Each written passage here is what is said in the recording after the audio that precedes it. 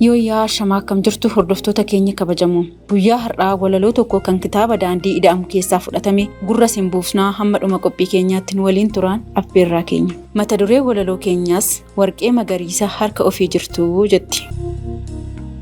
Imalli daandii dheeraa tarkaanfii tokkoon jalqaba. Inni cimsee qabate fagoo ilaalee qaqqaba. Imalli daandii dheeraa tarkaanfii tokkoon jalqaba. Inni cimsee qabate fagoo ilaalee qaqqaba.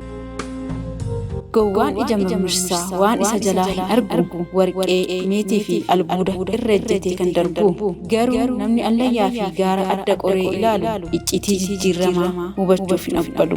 Icciitii jijjiiramaa hubachuuf hin abbalu.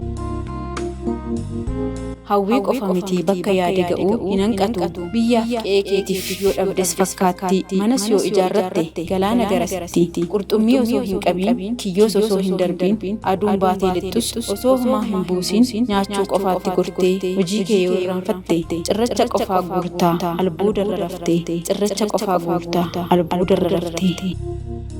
Waan nu dhaggeeffattaniif galatoomaa isiniin jechaa Kuyyuu Miidiyaa laayik sheer gochuu hin dagatinaan amsa keenya.